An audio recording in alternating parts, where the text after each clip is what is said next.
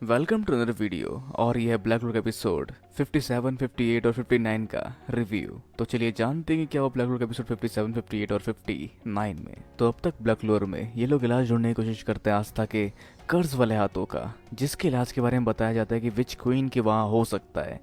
और मीनवाइल विच क्वीन वाली जगह पे हम देख पाते हैं वेनिसा को भी, जो अंदर एंटर हो चुकी है। तो विच क्वीन के फॉरेस्ट में इलाज मिल सकता है, लेकिन वहाँ जाना मुश्किल है क्योंकि वहाँ सारी औरतें होती है और वो विच क्वीन का फॉरेस्ट है, जहाँ अगर कोई और इंसान या आदमी गया तो वो शायद उस रूप में वापस नहीं आएगा जिस रूप में वो अंदर गया है। और एक और बात, वेनिसा काफ़ी इंपॉर्टेंट थी विच क्वीन के लिए, तो अगर वो अंदर गई तो वापस आना मुश्किल है। और अगर तुम लोग अंदर जाने की कोशिश करोगे तो खतरनाक हो सकता है, क्योंकि विच क्वीन काफ़ी खतरनाक है। यहाँ तक कि डायमंड किंगडम वाले भी उनसे पंगा नहीं लेना चाहते, पर फिर भी नोलेल, फिंडल और ये लोग भी तैयार है जाने के लिए और आस्था के हाथ को ठीक कराने के लिए।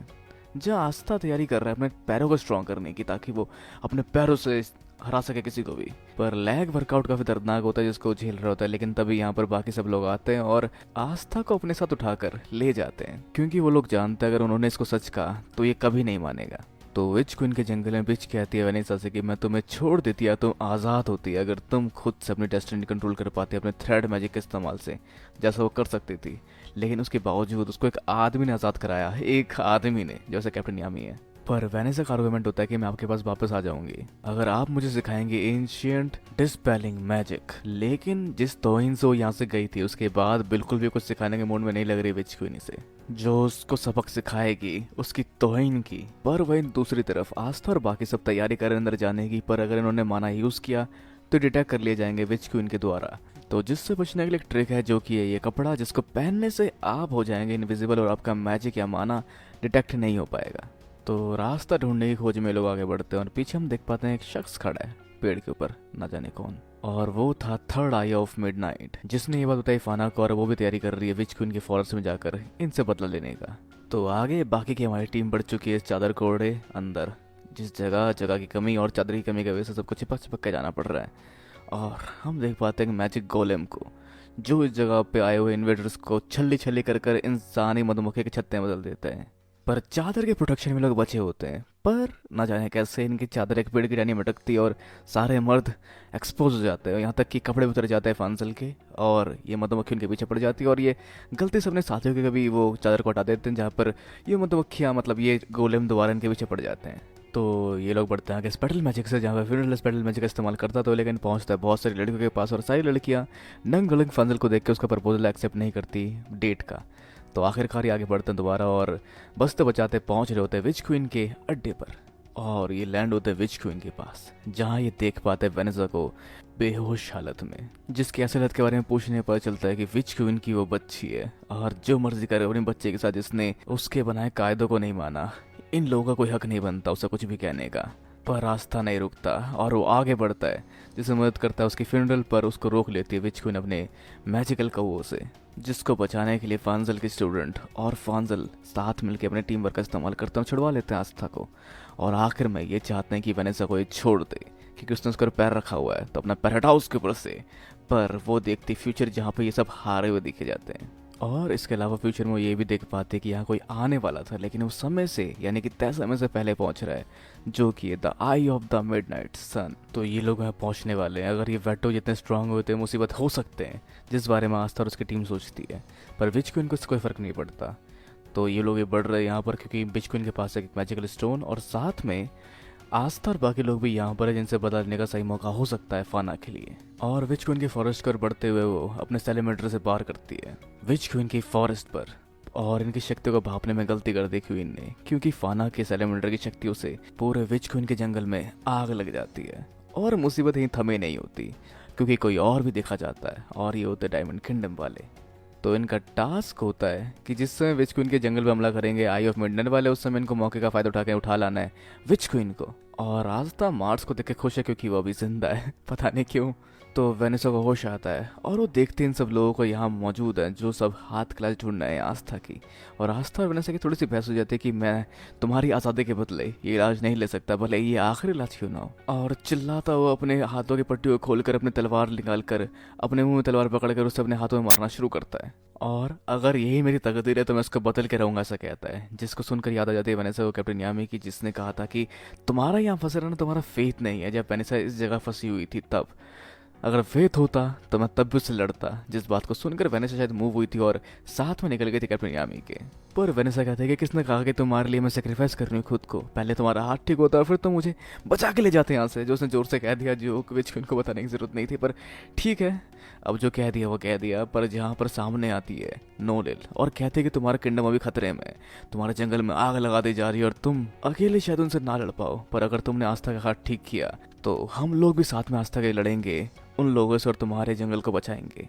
जिस सबको सोचते समझने के बाद और एक क्वीन होने के नाते अपने जंगल के भले के बारे में सोचते हुए वो हाथ ठीक करने के लिए तैयार हो जाती है आस्था का, जिसके लिए वो यूज करती है ब्लड रिकवरी मैजिक कर्स ब्रेकिंग ब्लड फिल्ड ककून। जिसके बाद आस्था का हाथ पहले से भी काफी ज्यादा सही हो जाता है और वो तैयार होता है लड़ने के लिए। तो डायमंड किंगडम को संभालने का फैसला करते हैं फांसल, क्योंकि लेड रोज और मार्स के साथ उनका कुछ पुराना हिसाब किताब बाकी है। तो आई ऑफ मिडनाइट से लड़ने के लिए तैयार है विच क्वीन और उनका बड़ा सा गोलम, जिसको चुटकी मारा देती है फाना अपने मैजिक से।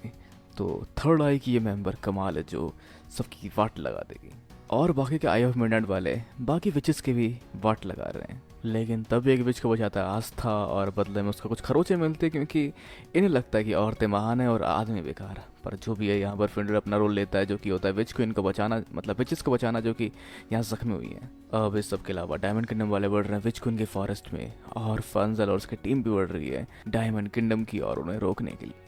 अब आई ऑफ मिडनाइट वाले के आतंक को देखते हुए वेनेसा को कहता है आस्था उसको उनकी तरफ फेंकने के लिए, जब मैं थ्रेड मैजिक से उनकी तरफ फेंक देती है और आस्था उन सबको एक एक करके मारता चला जाता है, हराता चला जाता है और बचा देता है कुछ विचेस को। पर वो विचेस उसको ना तो थैंक कहती है ना ही उसको शुक्रिया अदा करती है उसको बचाने के लिए। Pseudo feminism. पर फाना स्पॉट कर लेती है आस्था को और उसके ऊपर एक वार करते हैं जिसको आस्था रिपेल कर देता है, और उस काउंटर अटैक को काउंटर करने के लिए बड़ा सा वार इस्तेमाल करते हैं, जिसके झटके से बहुत सारे उसके खुद के साथी भी गिरते हैं और आस्था भी गिर रहा होता है नीचे, जिसको बचाता है फिनरल अपने स्पेडल मैजिक से। तो आस्था को भी जरा सी चोट नहीं है और यह फाना भी भड़की हुई है उसे मारने के लिए, क्योंकि उसने वेक्टो को हराया है या मारा है जो भी है। तो आस्था भी चाहता है कि और वार करे उसके ऊपर और उन सारे वारों को रिपेल करे या हरा दे इन लोगों को। जाफाना अपने पोकेमोन मतलब अपने सेलेमेंडर से यूज़ करती है ड्रैगन की धारियाँ, मतलब ड्रैगन के पंजे यानी कि सेलेमेंडर के पंजे, जिससे आसपास के पेड़ कट रहे होते लेकिन वो लोग बच जाते हैं मैंने सके थ्रेड मैजिक से। पर इन सारे कटे पेड़ों की आड़ में छुपकर आस्था वार करता है उसके सेलेमेंडर पे अपने तलवार से। और वैसे नोलेल यहाँ पर पानी से बुझा रही है आग जंगल की, तो वैसे आस्था से नफरत करती है। पर आस्था कहना चाहता है कि हम लड़ना छोड़ेंगे कैसे जब तक हम बात नहीं करेंगे। पर फाना बात करने के मूड में लगते नहीं और अपने सेलेमेंडर से वार कर देती है उसके ऊपर, जिससे उसको बचाती है वेनेसा। और फिंडल के स्पेटल मैजिक से होते हुए वो पहुंच जाता है वेनेसा के पास और उसको समझाता है वेट और उनकी लड़ाई के बारे में, जहाँ वो नफरत करता था इससे, मतलब इन लोगों से। और वो फाना से पूछना चाहता है क्या हम एक दूसरे को समझ नहीं सकते, बताओ तुम लोग हमसे नफरत क्यों करते हो। और फाना खो जाती है अपने फ्लैशबैक में, जहाँ वो देखते हैं ऐसे शख्स को जो कि एल्फ नहीं होता और वो लिस्ट का दोस्त होता है, जो एक इंसान होता है और उसकी दोस्ती काफी बेहतर चल रही होती है एल्फों के साथ। और यहाँ लिस्ट की शादी हो जाती है एक इंसान से जो कि उसके बच्चे को जन्म देने वाली होती है। लेकिन तभी एक दिन अचानक उनके ऊपर वार होने शुरू हो जाते हैं बहुत सारे लाइटनिंग मैजिक के, और सारे एल्फ उसमें मारे जाते हैं। और ये सलाह दिया इंसानों ने उन पर यकीन करने का, जिससे नाराज है फाना। और फाना के नफरत से उसका माना बढ़ने लगता है और आसपास बादल छा जाते हैं और उसके सेलेमेंडर के आसपास क्रिस्टल उगना शुरू हो जाते हैं। और फाना अपने नफरत की साख में इन्हें झुलसा देगी, जहाँ आस्था भी तैयार है अपने नए मूव के साथ शायद। पर इससे पहले कि आस्था कुछ कर पाए, उसके माना के आसपास की गर्मी उन्हें आगे नहीं बढ़ने देती, जहाँ दोबारा वो आगे बढ़ रही होती है आस्था वेनेसा और फिंडल की ओर। पर तभी यहाँ पर यूज होता है नोलेल के वाटर मैजिक का, जिससे उसके वार काउंटर होने लग जाते हैं। लेकिन ज्यादा देर तक नहीं, क्योंकि वो अपनी गर्मी से इस पानी को भाप बनाकर उनके शील्ड को तोड़ देता है। तो वहां पर उनके पास भागने के अलावा और कोई रास्ता नहीं होता। पर आस्था मोटिवेट करता रहता है नोएल को कि वो कर सकती है, और नोएल भी अपने ह्यूमिलेशन और पुराने पास्ट को याद करके सोच पाते और फोकस कर पाते कि मैं ये कर सकती हूँ।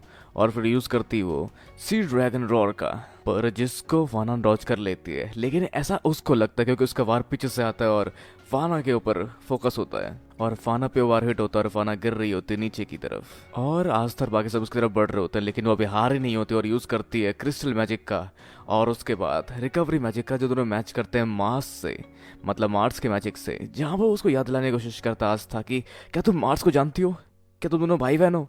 पर फाना लिस्ट और उन सब के अलावा किसी और इंसान को नहीं जानती और वो अपने वारों को यूज़ करने जा रही होती है, जहाँ अपने को बेसिकली हील कर रही होती है। तो आस्था यूज़ करने वाला अपने वारों का उसके अगेंस्ट, जो कि उसका नया मूव है, जिसके लिए यूज़ करेगा अपने तलवारों को अपने सर के आगे रखकर, जिसको वो अकेला तो नहीं कर सकता, जिसके लिए उसकी हेल्प करने जा रहे हैं फिनड्रिल और वेनेसा, जिसके लिए दोनों अपने अपने झाड़ू का इस्तेमाल करते हैं और थ्रेड मैजिक से बांध देते हैं आस्था को उन दोनों झाड़ू के बीच में और फिर उस प्रेशर से वो बढ़ता हो जाता है आगे सेलेमेंडर के, जहाँ मिस कर देता है, लेकिन फिनड्रिल की मदद से दोबारा अपने ट्रैक पे आगे बढ़ता है, जहाँ पे सेलेमेंडर उस पर यूज़ करता है अपने फायर मैजिक और उसको काटता हुआ बढ़ता है अपनी तलवार से सेलेमेंडर के छाती के आर पार और सेलेमेंडर इससे हार जाता है, जिसके बाद वो याद करते अपने फ्लैशबैक में लिस्ट को और कसम से पक्का ये भी फटने वाली है, पर जिसको हम जानेंगे इसके नेक्स्ट पार्ट में। तो अगर आप चाहते हैं कि नेक्स्ट पार्ट बहुत जल्दी आए तो इस वीडियो पर कम से कम 100 लाइक कीजिए और चैनल को सब्सक्राइब करने की कोशिश कीजिए। अगर 1000 सब्सक्राइबर हो जाएंगे तो लगातार 4 वीडियोस ब्लैक क्लोर की ही आएंगी, 3-3 एपिसोड्स इकट्ठे कंपाइलेशन के साथ। तो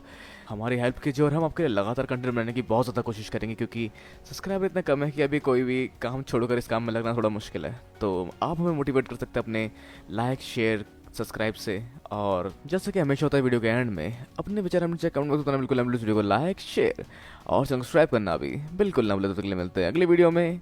sayonara and have a nice day.